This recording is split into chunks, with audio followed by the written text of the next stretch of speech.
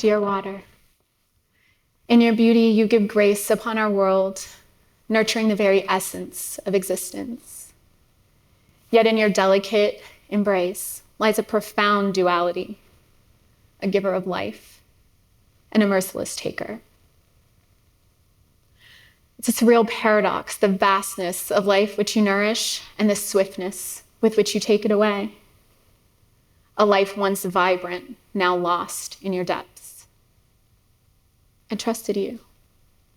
And in a moment, I looked away. And now I'm wondering if I will ever truly forgive myself.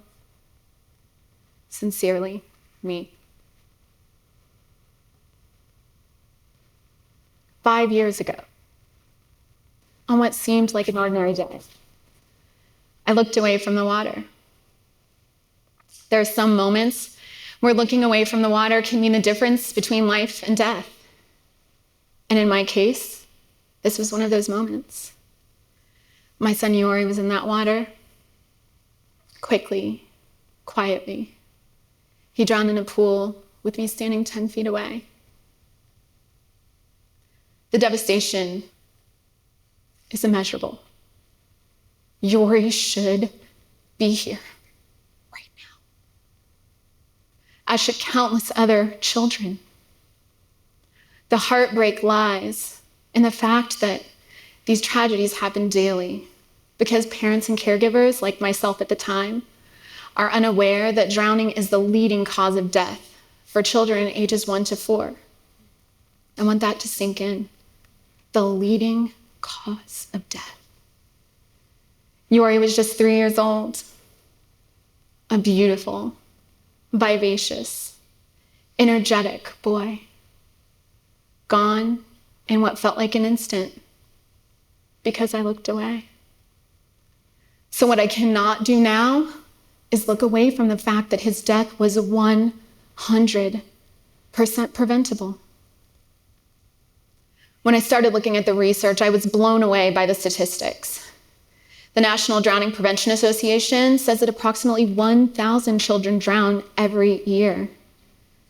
It's the second leading cause of death for children ages 5 to 14 and the third leading cause for children 15 to 19.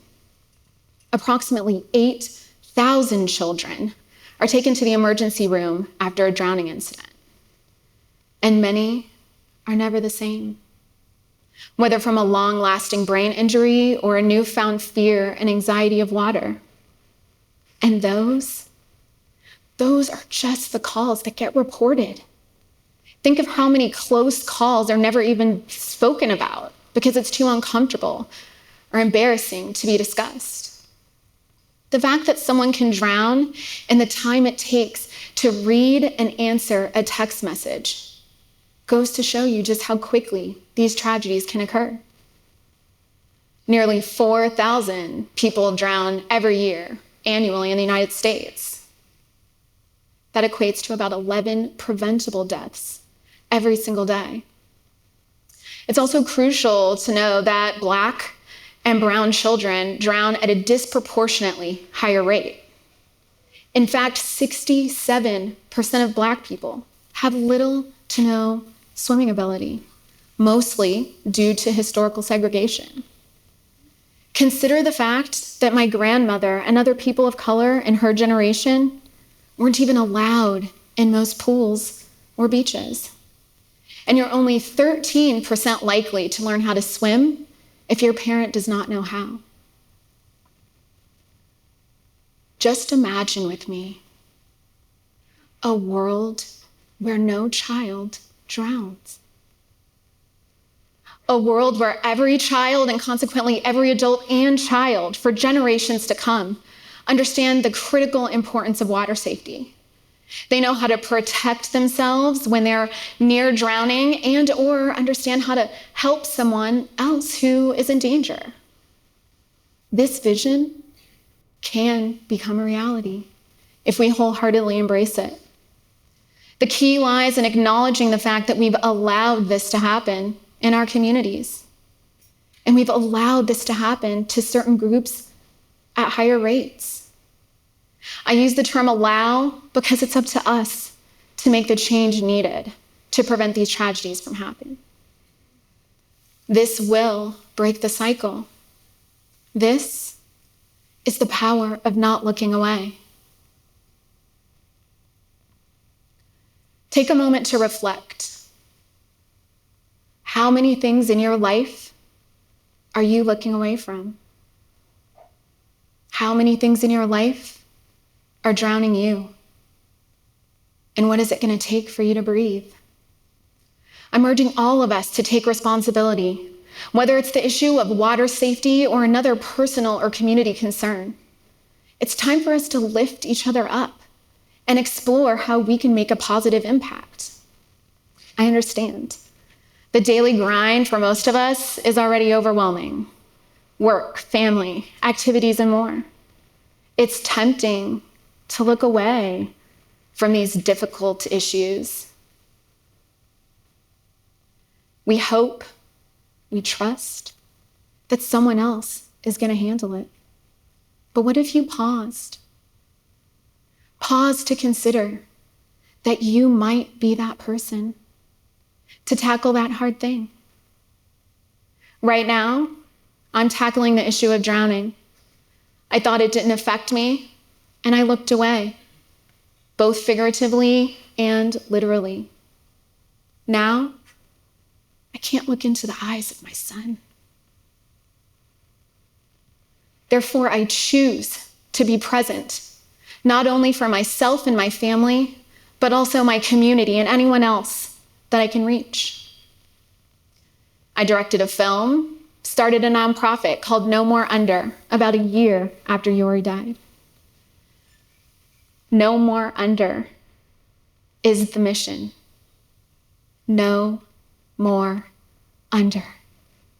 Whether it's free swim lessons or offering education and advocating for curriculum in our schools, we make sure that resources are available, especially to those who need them most. There's too many people that drown every year unnecessarily, and I'm committed to changing that. So here's what needs to happen now. First and foremost, we need to start having the hard conversations that we're avoiding. We need to acknowledge that even skilled swimmers face drowning incidents. Accidents can happen, and we need to first work to prevent them and then be prepared when they do. We can start by talking to our children at a very young age about their behavior in and around water. This should be reinforced by pediatricians and then integrated into preschool curriculum and every year beyond in health or physical education classes. Just like we tell our children to look both ways before crossing the street, we need to start telling them to look for lifeguards before they go swimming, even asking for permission before they get in the water, or at the very least, telling someone when they're headed that way. Additionally, we need to establish the practice of having designated water watchers, a person who does nothing but watch the water. That should be our first line of defense. Lifeguards should be our second. We also need to understand and discuss the difference between swimming in a pool and swimming in open water. Speaking of which, can we make life jackets cool? Anybody got any ideas? They are a necessary part of water activities. The US Coast Guard reports that 84% of people that drown were not wearing life jackets, even though we know they save lives. Just like we know to buckle our seatbelts and wear our helmets, we also need to start wearing our life jackets, especially when we're boating or in open water. Did you know that only 56% of Americans know the basic swim skills needed to swim safely? Swimming lessons, or at least being water proficient, would save so many lives. What if swimming lessons were a required part of our physical education? That way we could reach every single child enrolled in school and give them this life-saving skill. And if you have a pool, take responsibility. And lastly, how many of you really know CPR? It's a vital skill that saves lives, and there are resources readily available to learn it. Again, no excuse. It's crucial that we take action for ourselves, our community, and our future. Whether that means taking direct action or seeking support when needed. It's important to recognize that not every burden should lie solely on our shoulders. While we can advise people to take the direct action, sometimes creating legislation is the only way to create meaningful change.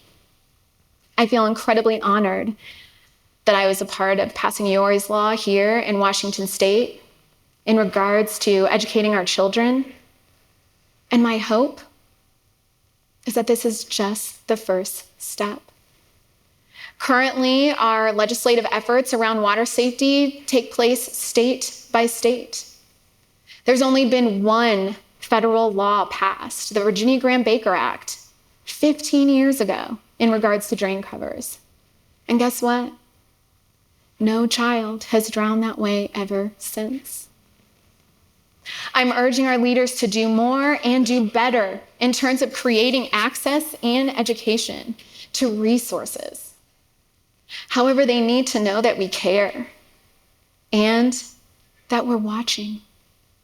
By actively engaging in dialogue and advocating for change, we can shine a light on these important issues and really make a substantial impact in the world around us. It's time for us to recognize the purpose and, more importantly, the power of not looking away. Now, I would be remiss if I didn't discuss the complex emotions of grief, guilt, and forgiveness. The intertwining of grief and guilt is a substantial reason why I'm here.